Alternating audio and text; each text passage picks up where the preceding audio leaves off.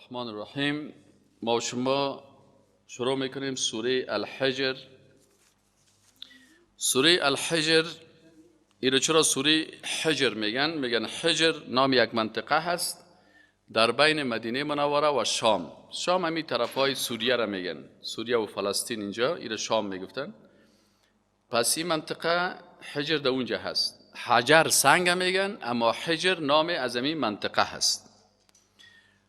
و در اینجا الله متعال رابطه سوره حجر با سوره ابراهیم علیه السلام چی است که در هر دو وصف کتاب مبین است که قرآن عظیم الشان است. الله متعال بیان میکنه که قرآن عظیم الشان که است کتاب بسیار قوی و معتبر است که الله متعال ایره بر بشریت در آخر زمان فرستاده. دیگه وصف آسمان ها و زمین است، ادامه واقعیت های زندگی ابراهیم علیه السلام و دیگه پیغمبرها هست، بیان قصه های موحدین. ما و شما میفهمیم که دیگه تسلیت است و بیان حال مجرمین است.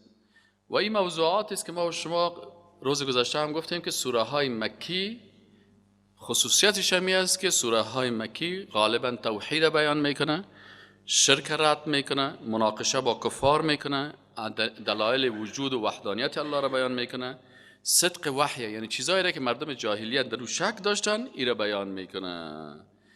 اینال مثلا تاریکی آسمان را بیان میکنه، آدم و ابلیس حکایتشان را بیان میکنه، حالت شقاوت و سعادت را بیان میکنه، تسلیت بر رسول الله صلی الله علیه و سلم میته. این کلش خواص چی هسته؟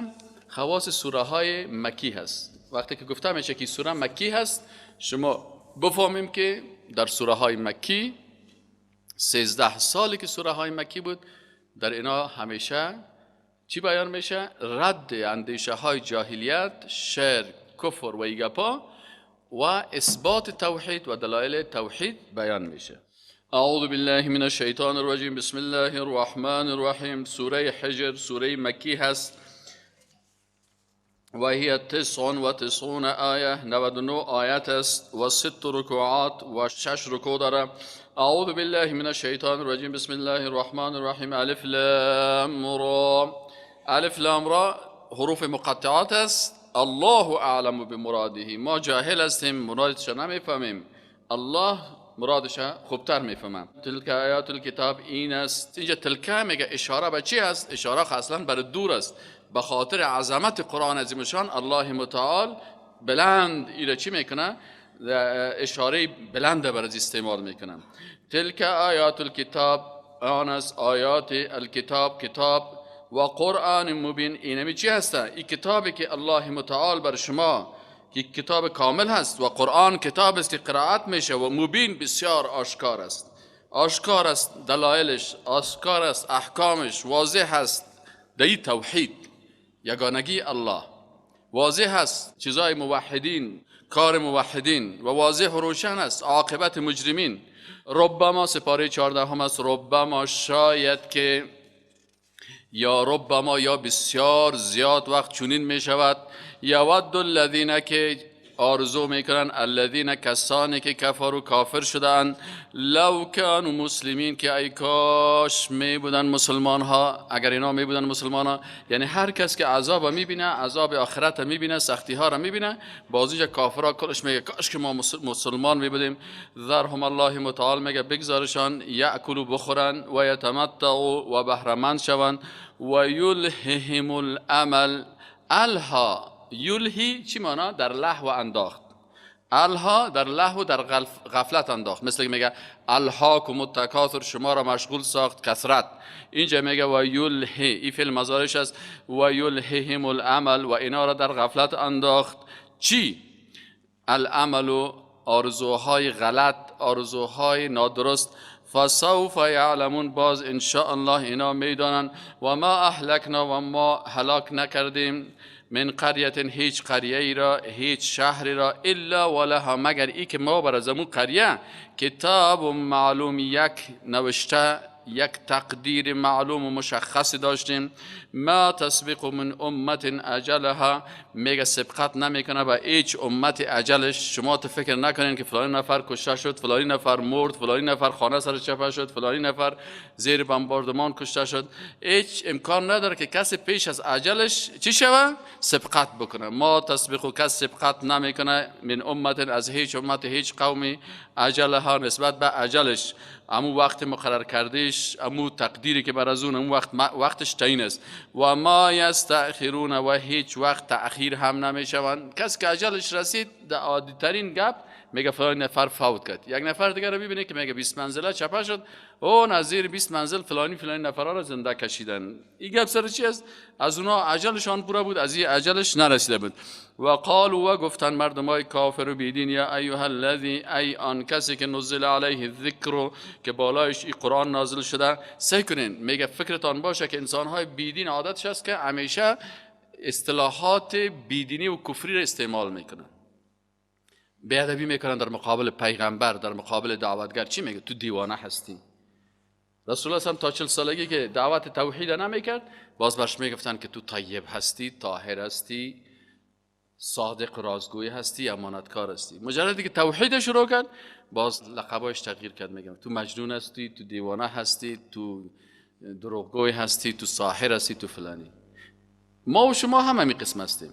تا روزی که قرار در یک مجلس بشینی، تو قرار آرام بشینی، اونجا رقص از ساز، از دول، از ساتری، از کفر، از شرکیات هست، هیچ چیز نگویی، باز مردم میگن اوه چقدر خوب آدم است، چی استاد گل است، که هیچ کس غرض نداره، فقط شکمک خدا سیر میکنه. باز بردگاه اگر یک غوری 2 پیازه میره، بر ما باز 2 غوری میره دیگه. بفرمایید گوشت زیاد برین برش که خوب ساکت باشه. اما باز مجرده که گفتی بسم الله الرحمن الرحیم، برادر عزیز به اجازه تان 1-2 دقیقه بگوییم وحدانیت الله اینطور است، با ذات الله کس را شریک نکنیم، در صفات الله کس را شریک نسازیم. قیوم زمان کس الله هست. الله لا اله الا هو الحی القیوم، یعنی ذاتی که بالای عزیز سیطره داره و ایره حفظ میکنه و کنترل میکنه. القیوم کی است؟ الله است.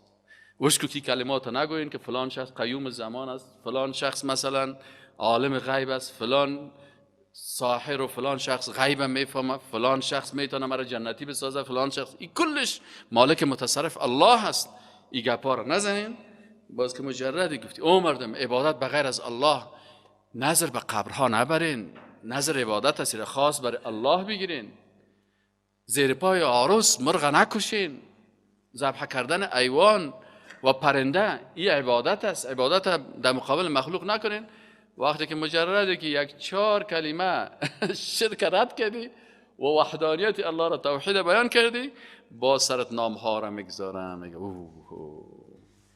اینا تروریست هستن، اینا افراطی هستن، اکستریمیست. باز کلمات هم از خارج آوردن دیگه. خارج برشان 5-6 تا اصطلاحات آورده که هر کس توحید بیان کرد نامش وهابی بگو. باز برش بگی وهاب خود نام الله هست. وهابی به این معنی یعنی من خوب بنده الله هستم. میگه نه کافر هستی. دیگه چی هستم؟ باز میگه دیگه یا صاحب اکستریمیست هستن. انگلیسی ها برشان اصطلاح دادن، بازی ترجمهش میکنه. شما افراطی هستین، تروریست هستین. اونا باز بادارا میگه تروریست، باز شاگرداش میگه دهشتگرد هستین. باداراش میگه فاندامنتالیست هستن یا بنیادگرا هستن. چی معنی بنیادگرا؟ یعنی بنیاد اسلام قرآن و سنت است، یا میخواد که بنیاد زنده کنن. باز شما میگه شما بنیادگراها هستین. بنیادگرا خوب گپ است؟ نه بد گپ است. اگر از جهاد و شهادت گپ زدی، اگر گفتی که مثلا اینی کمونیست شهید است، میگه بسیار خوب آدم است. اگر اینی دزد مرد، بگه که شهید دزد فلانی منطقه، باز میگه بسیار خوبش است. اما اگر از شهادت در راه الله گپ زدی، باز چی میگه؟ باز میگه تو تروریست هستی، دهشتگرد هستی. اگر از نظام اسلام و سیاست اسلام و دولت اسلامی و خلافت اسلامی که در قرآن و سنت آمده از این گپ زدی، باز میگه تو بسیار انسان چی هستی؟ تو تروریست هستی، تو دهشتگرد هستی، تو هستی. این اصطلاحات است. پس حالا سعی کنین الله متعال برای مسلمانای حقیقی درس میتن که ای دعوتگران، شما وقتی بر شما کسی کلمه زشت استعمال کرد، خود قرار بدید در پالوی رسول الله صلی الله علیه و سلم. آیا وجود تو، لباس تو، چشم تو، قلب تو، دست تو، پای تو، بدن تو این بسیار ارزشمند است یا از رسول الله صلی الله علیه و سلم؟ ما هیچ او پیغمبر، ما چپراسی او رئیس المجاهدین، رئیس الموحدین، معصوم، حبیب الله، دوست الله. وقتی که بر از او شخص بزرگ معصوم که این اصطلاحات استعمال کرد، بر ما خیر است استعمال کرد. اینا اگر دعوتگر اسلام این آیت قرآن بفهمه، باز هیچ وقت متاثر نمیشه. میگه سعی که بر رسول الله صلی الله علیه و آله پارا گفت ما چی هستم؟ و قالوا و گفتن همی کافران، و قالوا و گفتن همی کافرای ملحدین، یا ایها الذی، ایان کسی که نزل علیه الذکر که بالای از او نازل شده همی قرآن عظیمشان، برش چی گفتن؟ انک لمجنون، تو دیوانه هستی. منتها اصطلاحات یک اصطلاحات کلاسیک از قدیمی، دیوانه و ساحر و کاهن و دروغگوی گپا، یک اصطلاحات نو از دیگه، اصطلاحات تکنولوژی دیگه، باز اکستریمیست و فاندامنتالیست و گپا، باز اصطلاحات چی است؟ اصطلاحات عین گپ است دیگه. یعنی مرکب همون مرکب است، تنها هم پالانش چی کردن؟ تغییر دادن. سابق برش یک پالانک کونه میدادن، آله اونمو گپ است.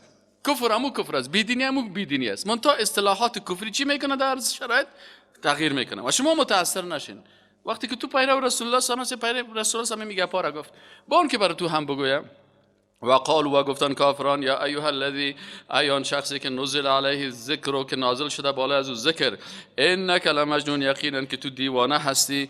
لو ما تأتینا بالملائکه، اگر تو پیغمبر هستی چرا نمیاری بر ما ملائکه را؟ ان کنت من الصادقین، اگر تو از جمله راستگویا هستی. ما ننزل، الله متعال دفاع میکنه از رسول الله صلی الله علیه و آله، میگه ما ننزل الملائکه الا بالحق، ما نازل نمیکنیم ملائکه را، نمیفرستیم الا مگر بالحق. حق چی معنا؟ وقت روانش میکنه که بازویش حاکمیت الله، حکومت الله بازی میشه، تطبیق میشه و دشمنای الله یک دفعه نابود میشن، مثل عاد و ثمود یاوره. اگر ملائکه آمد باز همین قسم پیش ابراهیم علیه السلام آمد، باز اونمو تکتان میکنن. ما ننزل الملائکه، ما نازل نمیکنیم ملائکه را الا بالحق، مگر در وقت توحید حاکمیت تطبیقش که باز اونا تطبیق میکنن. و ما کانوا اذا منذرین، باز در این وقت اینا نمی باشن مهلت، باز برشان مهلت داده دیگه نمیشه که ملائکه آمد باز همو تو زیر زبر میکنن. انا نحن نزلنا الذکر، الله متعال آل ضمیر جمع بر خود استعمال میکنه. ضمیر جمع به خاطر چی است؟ تعظیم است. این اسلوب تعظیم میگن. الله متعال میگه که مزات با عظمتی که هستم، انا نحن، ما نزلنا الذکر، نازل کردیم اینمی قرآن عظیم شان را، و انا له لحافظون، الله میگه ما با عظمت خود اینمی قرآن حفظ میکنیم. ولو که میلیاردها انسان دشمن داشته باشه، لکن قرآن محفوظ میمونه. ولقد ارسلنا من قبلک، ولا یقینا که ما فرستادیم قبل از تو ای رسول الله صلی الله علیه و سلم، فی شیع الاولین، در جماعت ها و گروه های اولی در امت های قبلی. و ما تأتیهم من رسول، و نمی آمد بر از اینا هیچ پیغمبر الا کانوا، مگر ای که بودن بهی یستهزئون، به او استهزا و رشخندی میکردن. همیشه فکرتان باشه که سر دعوتگر، سر پیغمبر، اول کار دشمنای اسلام چی است؟ استهزا و رشخندی است. برو تو چی این بچه که دو روز آمدی برای من نصیحت میکنی؟ ما صاحب سابقت چوکی داشتم، فلانی هستم. تو نه والا آمدی دی درست، تو والا آمدی برای من دعوت میکنی، تو برای من دین یاد میدی، امیگه که آمده برای ما اینه. همین شهادت از چی است؟ استهزاء هست. کذالک نسلکه، اینمی قسم در میآوریم آن را فی قلوب المجرمین، در قلبهای مجرمان. لا یؤمنون به، ایمان نمیآورند به آن. و قد خلت سنت الاولین، اینمی قسم گذشته، روش گذشته ها. کافرها هیچ تغییر نمیکنن. دلیل کافر، اسلوب کافر، روش کافر همیشه اونم یک اسلوب است. ولو فتحنا علیهم بابا من السماء، اگر ما باز کنیم بالایشان بابا، یک دروازه من السماء، از آسمان، فظلوا فیه یعرجون، باز دمود دروازه ها یا بالا شوند، طرف آسمان برن. با وجود اینمی که اگر برشان دروازه از آسمان هم باز شود یا در آسمان داخل شوند، باز لقالو باز هم میگه انما سکرت ابصارنا که اینا بند کرده چشمای ما را چشم بندی کردن. بل نحن قوم مسحورون باز میگه ما قوم هستیم که ما را جادو کردن، جادو کرده شده هستیم. ولقد جعلنا فی السماء بروجا یقینا الله متعال میگه ما گردانیدیم در آسمان بروجا برجها را و زیناها و زینت دادیم امی آسمان را للناظرین برای کسایی که به طرف از او نظر میکنن و حفظناها و ما حفظ کردیم امی آسمان ها را من کل شیطان رجیم از هر شیطان رانده شده. سابق شیطان ها میرفتن در نزدیکای آسمان وقتی که یک پیام حکم بر ملائکه داده میشد بازیا میرفتن ملائکه در بین خود وقتی که مشوره میکردن که حالا حرکت کنیم فلانی جای امروز اینی وظیفه است اینی کارا میکنیم بازی شیطان ها میرفتن از اونها دوزی میکردن گوش میکردن. آل الله متعال میگه بعد از اینکه رسول الله صلی الله علیه و آله به نام شهاب بود که همت راکت ها و همت وار میشد می فرق از اینا این از بین میره. و حفظناها من کل شیطان رجیم و ما حفظ کردیم آسمان را و اخبار آسمانی را من کل شیطان رجیم از شنیدن و استفاده کردن هر شیطان رانده شده الا مگر من استرق السم مگر کسی که بخواید استراق سم چی میگه یعنی پت بخواد بشنوه یعنی دزدی بکنه به دزدی استراق سرقت میگه سم گوش که مثلا یک 4 نفر مردا در خانه گپ میزن 4 نفر باز کسی از پشت دروازه استراق سم میکنه این حرام است نه که گوش خود میگیره با چی میگن یا اینه اگر کس بخواد استراق سم بکنه یا به دزدی بخواد بشنوه فاتبعه امی شیطانایی که میرن در آسمان میخوان پت گپای ملائکه را بشنون باز بیان بر جادوگرا بگن که امروزی کار میشه کار میشه عالی کارا میگه کردن نمیتونن. فاتبعه شهاب مبین باز در پی از او میشه یک شهاب یک آتش شعله مثل یک راکت ورم تو شوب واسه میدم فرق از میزنه مبین آشکارا.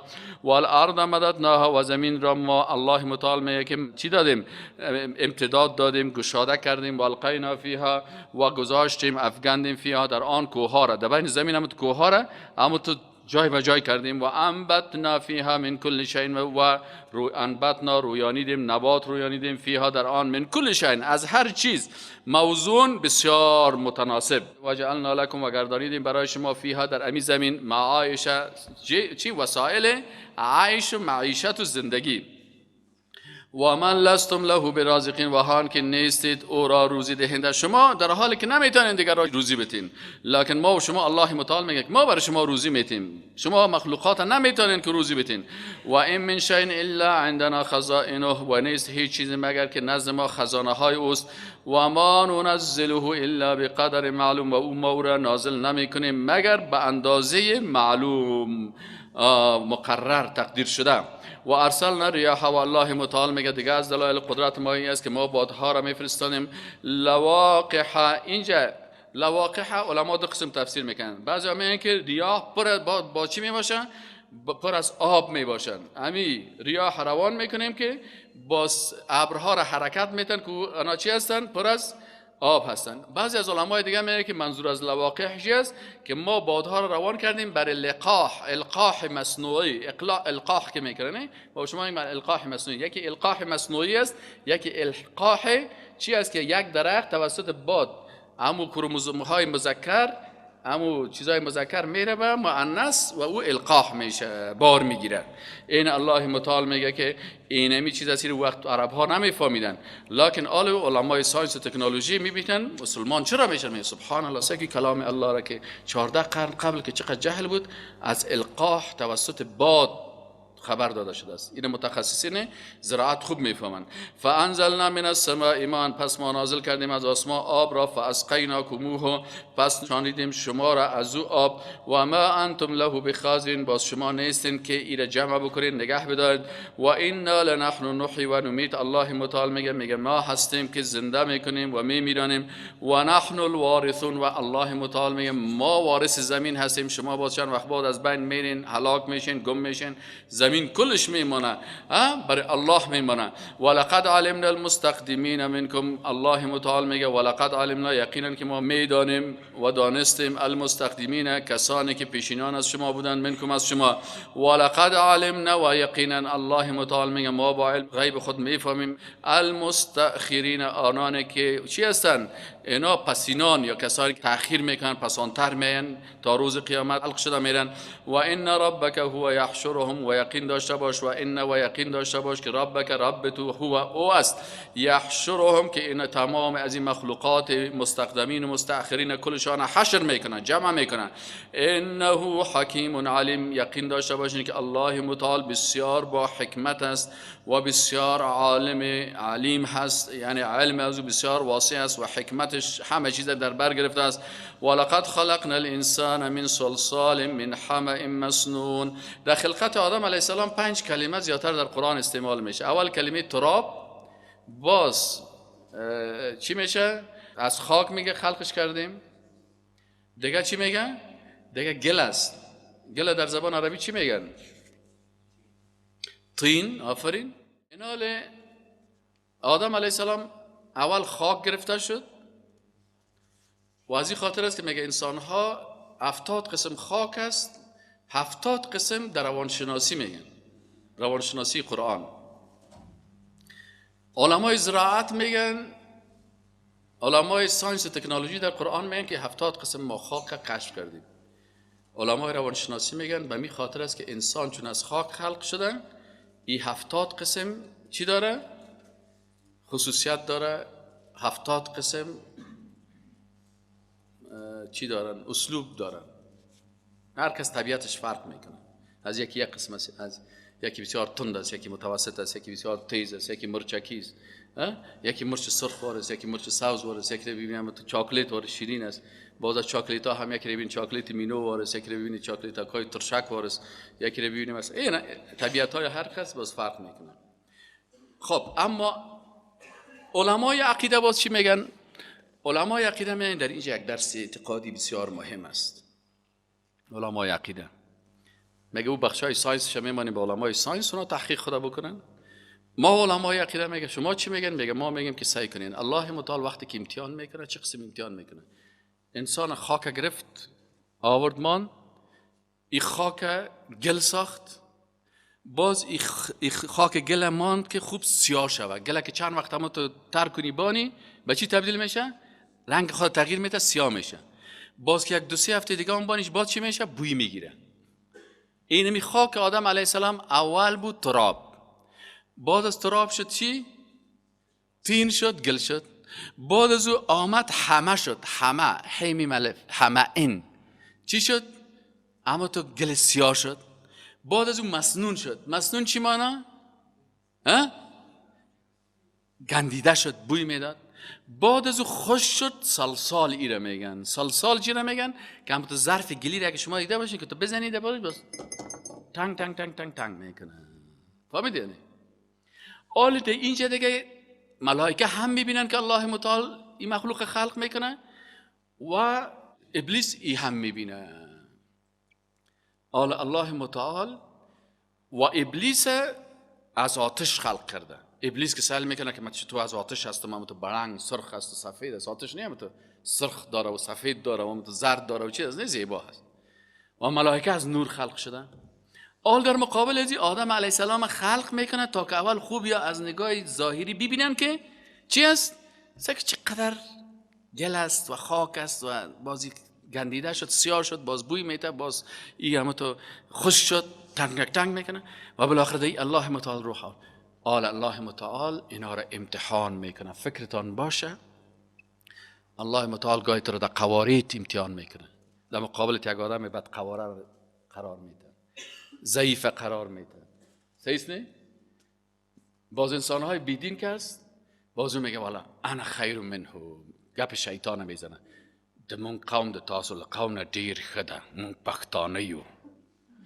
فارسیوانا باز که کافر هستن باز چی میگن؟ نه ما فارسی زبانا هستیم، لفظ عرب است، فارسی شیر و شکر است، اصل زبان ماست، اصل قوم ماست، تاریخ 5000 ساله داریم. ازبکایی که باز کافر باشه مسلمان که باشه مسلمان از کافرش باز میگه نه ازبک یخشی بسیار خوب ولو کافر باشه. پشتون و تاجک چیز اینمی قسم.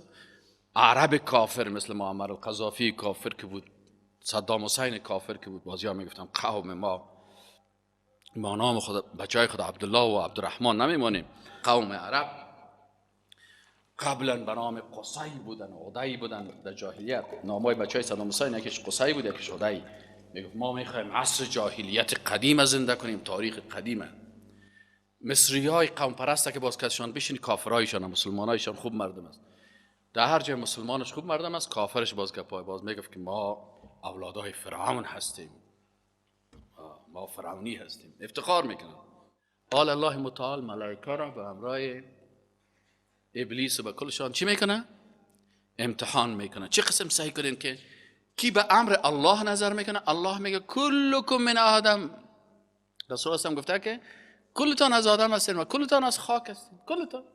پس تو باید قوم پرستی نکنی، زبان پرستی نکنی. بگوی ما یک بنده مسلمان هستم، اگر پشتون هستم الله مرا خلق کرده در خانواده پشتون، اگر تاجیک هستم الله مرا خلق کرده در خانواده تاجیک، اگر ازبک هستم الله مرا در این خانواده خلق کرده، اگر عرب هستم اگر عجم هستم.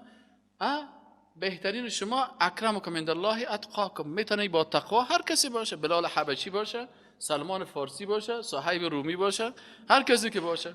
اینه آل الله متعال اینجا امتحان میکنه. ببینید که در امتحان پیشریش هم نشان میتید که سعی کو آدم علیه السلام سعی کنین یک امتحان بسیار بزرگ است. احتیاط کنین که بسیاری کسا در قوم پرستی و چهره پرستی و زور و قوت بازی میخوره و با کفر میره.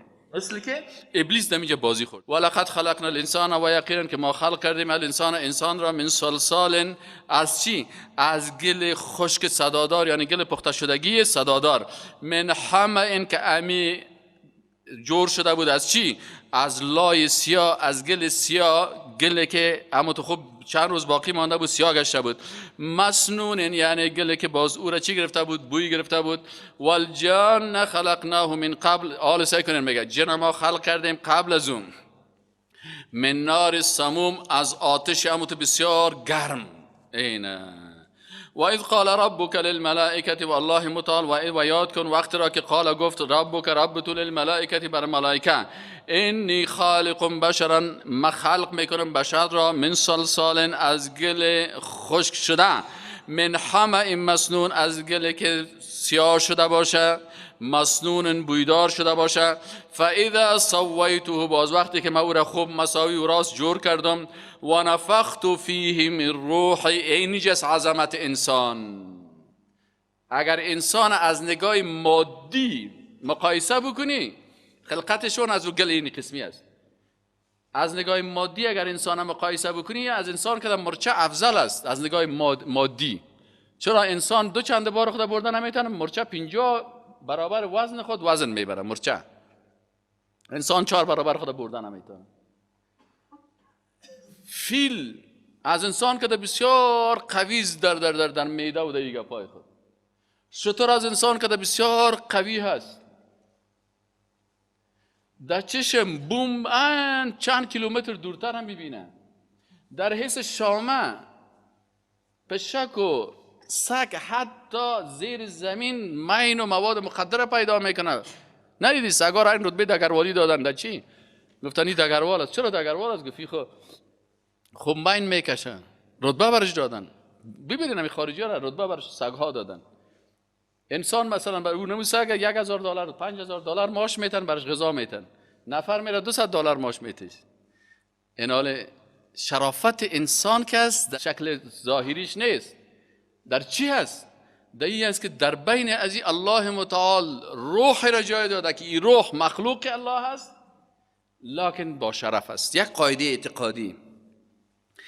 وقتی که من روحی گفت، اینجا بعضی کسا فلاسفه میگن که انسان که است در وجود ازی روح الله هست. این کفر است. روح الله نیست. روح مخلوق است، مثل که جسد مخلوق است. پس وقتی که یک مخلوق الله به خود نسبت میتن، میگه این اضافت تشریفی است.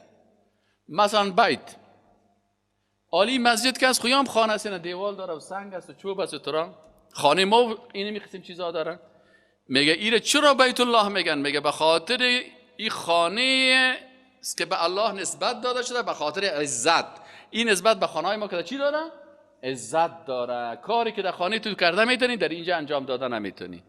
بیت الله، کعبه شریف الله متعال گفته بیت الله،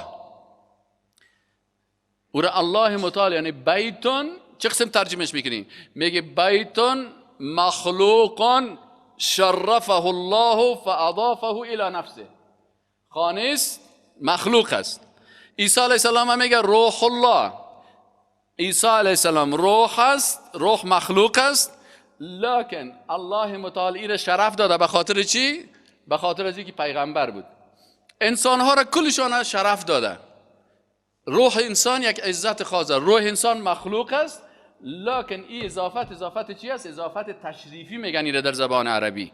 در عقیده میگن به این خاطر فقط ایره مضاف ساخت به طرف خود الله متعال، به خاطر عزت بتش. رسول الله هم گفته که اسرا بعبده، اینجا عبدی که بسیار شریف از پیش الله، از این خاطر به خود نسبت داده میشه.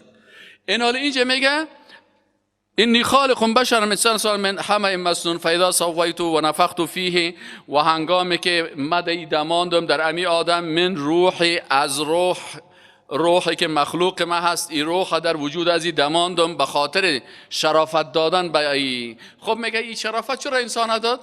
به خاطر ازی که وقتی که روح انسان تو با روح حیوان مقایسه میکنی، یک گوسفند میری مثلا 5000 7000 10000 میخری، ذبحش میکنی، بسیار آسان است برات کشتن یک حیوان. یک گاو ذبح میکنی، کشتنش آسان است برات. اما این انسان که است، احتیاط کو که در قتل ازی و در کشتن ازی بسیار باید حکم الله را که الله بسیار عزت دادن. این مثل دیگه مخلوقات نیست، این یک عزت خاص خدا داره. از این خاطر الله متعال گفت، الله متعال به این ملائکه همین موضوع را میگه و اذ قال ربک، و یاد کن وقتی را که گفت رب تو للملائکه، بر ملائکه انی خالق بشرا من صلصال، من خلق کننده هستم بشر را، انسان را، من صلصال از گل خشکیده که صدا میته، من حمأ که ای خلق شده ساخته شده امی، من حمأ از گل سیاه لای مسنون بویدار، فاذا سویت، وقتی که من خوب ای را راست کردم جور کردم، و نفخت و بازم دماندم فیه در او، من روح مخلوق دیگه مرا که او بسیار او را به خود او مخلوق نسبت دادیم، با شرف است با عزت است روح انسان، فقعوا له ساجدین. بازی امتحان است برای شما که آل برای اینمی شما سجده احترام بکنین. و یک درس دیگه عقیدتی دری است که سجده ملائکه برای آدم علیه السلام و یا سجده برادران یوسف علیه السلام برای یوسف علیه السلام به اساس امر الله بود که در شریعت از اونا سجده احترام وجود داشت، لکن در شریعت رسول الله صلی الله علیه و سلم سجده احترام وجود نداره. به می خاطر رسول الله صلی الله علیه و سلم وقتی که برش گفتن که اگر یک کسی یک دوست خود میبینه، مقصدشان رسول الله صلی الله علیه و سلم بود، اینحنی له، آیا انحنا برش بکنه سر خود خم کنه؟ رسول الله صلی الله علیه و سلم گفت که لا، حرام است که سرت خم کنی، به ما که سر خود خم نکنه. فهمیدین؟ یعنی انحنا اجازه نداره، حتی سر خود به صحابه اجازه نمیده که سر خود در وادی سلام علیکی برش خم بکنن یا به شکل رکوع بکنن یا به شکل سجده بکنن. چرا در شریعت رسول الله صلی الله علیه و سلم سجده احترام نیست؟ این سجده احترام این منسوخ شد، در زمان عیسی علیه السلام بود، در زمان یوسف علیه السلام بود، در زمان رسول الله صلی الله علیه و نیست. از این خاطر رسول الله صلی الله علیه و گفت که اگر سجده احترام می بود، ما برای خانم ها میگفتم برای شوهراتان سجده احترام بکنین، چون سجده احترام منسوخ است، پس خانم حق نداره برای شوهر خود چی بکنه؟ این سر خود خم بکنه یا رکوع بکنه یا سجده بکنه. این الله متعال گفت فاذا سویته و نفخت فیه من روحی فقعوا، پس شما واقع شوید له برای آدم علیه السلام ساجدین، سجده بکنین، سجده احترام. البته به حکم الله هست، وقتی که الله حکم کرد دیگه در حکم الله کسی جر و بحث کردن نمیتونه. فسجد الملائکه كلهم اجمعون، با سجده کردن ملائکه کلشان، کل ملائکه سجده کردن، هیچ ملائکه باقی نمان. اجمعون کلشان، دست جمعی مثل که جماعت میکنی، اما تو کلشان یک دفعه به می امر الله الله اکبر رفتن پایین و بر امر الله را اطاعت کردن. الا ابلیس، مگر ابلیس. چرا؟ ابلیس از نسل ملائکه است که او از آتش خلق شده، ملائکه از نور خلق شده. یک دوم اینجا هم یک موضوع اعتقادی هست که اگر کسی ابلیس از جمله ملائکه میدانه، شک پیدا میکنه در عصمت ملائکه. ما و شما باید در قسمت عصمت و پاکی ملائکه و عصمت و پاکی پیغمبرها بسیار محتاط باشیم. هر کلمه‌ای که در عصمت از اونا خلل وارد میکنه باید او ما احتیاط بکنیم، به اونا نسبت ندیم. بناهن اینجا ملائکه کلشان اجمعین که از نور خلق شده بودن سجده کردن. کی نکرد؟ در بین از این ملائکه خود داخل کرده بود خدا کی؟ الا ابلیس، مگر ابلیس که از آتش خلق شده بود، این سجده نکرد. ابا ان یکون، ابا ورزید ان یکون، این که باشه مع الساجدین، از سجده کارا. آل الله متعال باز بر از یک فرصت میته و بر ما و شما هم یک فرصت میته. سوال میکنن، ببینین نشان میده که بعضی کسا اگر گناه کرد بعد از گناه خود توبه میکنه، میگه پروردگار من خود گناه کردم، فلانی وقت نماز از پیش ماند، فلانی وقت روزه نگرفتم، فلانی گناه را کردم، فلانی کار کردم، یا الله بد کردیم، الله متعال توبه از او را قبول میکنه. بعضی کسای دیگه از باز با وجود از گناه میکنه، میگه خوب کردم که گناه کردم، این بسیار درست کار کردم. حالا ابلیس هم این کارا میکنه، میگه او مردم مثل شیطان واره نباشین که اگر اشتباه کردین در اشتباهتان در گناهتان اصرار نکنین، توبه بکنین، رجوع بکنین، ملامتی خود قبول بکنین. الا ابلیس، مگر ابلیس، ابا ان یکون مع الساجدین، قال یا ابلیس، الله متعال برش گفت که ای ابلیس مالک، الله خو عالم الغیب است، از قلب از میفهمید، به خاطر ازی که به ملائکه ثابت بکنه، بر انسان ها ثابت بکنه که سعی کنین این کفر ازی کفر عادی نبود. مالک الا تکون مع الساجدین، گفت چی شد ترا الا تکون مع الساجدین که تو هم دمرای از اینا سجده میکردی. قال لم اکن لاسجد لبشر، حالا خو میفهمید که امر میشد که تو استدلال بکنم پروردگار شما خب ملائکه را گفتین، من فکر کردم که البته مرا نگفتین، من سجده نکردم. اگه میگین ما هم سجده میکنم، یا میگه پروردگار ولی همون لحظه من یک بیعقلی کردم، این صاحب اینال باز امر کمک میکنم. اینا مگه میگفت الله متعال میفهمید که نه، این کافر است، خطرناک است، اول باید رسوا شود، بر مردم معرفی شود، دشمن بشریت است، دشمن انسان ها هست، پس آنها بسیار خرابی میکنه، انسان ها باید را بشناسه، برنامه‌ش بشناسه، پروژه‌ش بشناسه، مکرش بفهمه چی کارا میکنه. قال یا ابلیس، برش گفت ای ابلیس، ای شیطان، مالک چی شد تو را ان لا تکون مع الساجدین، این که نباشی همراه سجده کنندگان. قال لم اکن، گفت ما اوت کسی نیستم که لاسجد لبشر، که من سجده کنم بر بشر، این مخلوق است. خلقته، ات بشر ما بخیزم سجده بکنم که او پیدا شده، من صلصال، از گل خشک، همه گل سیاه مسنون بوی گرفته. دیدی گپای متکبرین چه قسم است؟ ما چطور گپای ازی استاد بشنم، هیچ قواری ازی خوشم نمیه. ما قوم ما بسیار قوم عالی است، بیچاره منسوب به قومه که بسیار چیز است، من رتبه ما بسیار عالی است، من پروفسور هستم، من فلان هستم. متوجه هستین؟ ای نه، میگی گپای شیطانی است. شیطان از امروز اول این گپا را گفت. قال الله متعال برش گفت که فخرج، برای تو کثیف، من از بین ازمی ملائکه، فانک رجیم، با این گپت رانده شدی. پس هر کسی که قوم پرستی میکنه، چیره پرستی میکنه، اندام پرستی میکنه، خودسازی میکنه، دیگرها در مقابلش حقیر و ضعیف معلوم میشن، الله متعال این هم مثل ابلیس و رجیم میزنه، برای تو رانده شده هستی. و این علیک، الله متعال گفت بالای تو لعنت است، الی یوم الدین، تا روز قیامت، لعنت الله سر تو است.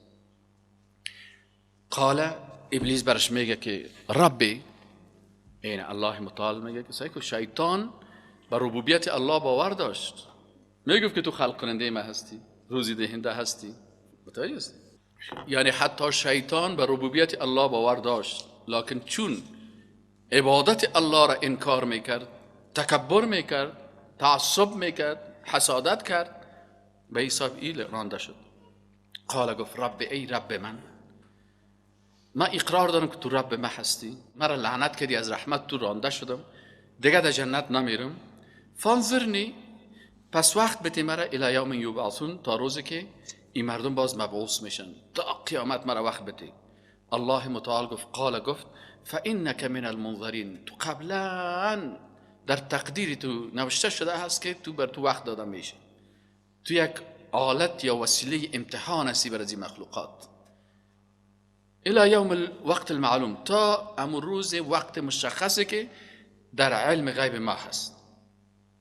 حال شیطان وقتی که فهمید که حالا ما وقت پیدا کردم، حالا میای چلنج میته، کفریات خود هنوز بیان کرده میره، و الله متعالی رو بیان میکنه که بشناسین شیطانه، بشناسین شیطانهای جنی را، و بشناسین شیطانهای انسانیه که این شیطان جنی رهبرشان است. قال، گفتی شیطان رب، ای پروردگار من، باسته که رب میگه ای پروردگار من، به ما اغویتنی، به سبب ای که مرا گمراه کردی، من چی کار میکنم؟ لازینن لهم فی الارض، باز من بسیار زیبا میسازم بر زنا در زمین، زنا را بسیار لکس در زبانشان نشان میتم، گناه را بسیار لکس برشان نشان میتم، گرفتن قانونهای شیطانی را برشان بسیار خوبش نشان میتم. مکر و دسیسه و فریب و غلطی رو برشان بسیار خوب جلوه میتم. کفر برشان خوب آراسته میسازم، شرک برشان بسیار خوب آراسته میسازم، بدعت ها را بسیار در قلب هایشان آراسته میسازم که دیگه خوب آمده کرده برن. ولا اغوینهم اجمعین. چرا من این کارا را میکنم؟ به خاطر ازی که گمراه بکنم تمام از این انسان ها را. آلی یک گپ دیگه الله متعال از زبان شیطان برای ما و شما نقل میکنه که شیطان همین چل ها را میکنه، این مکر فریب میکنه. آیا مسلمان ها کدام سپری دارن که از امی حملات شیطان خدا نجات بتن؟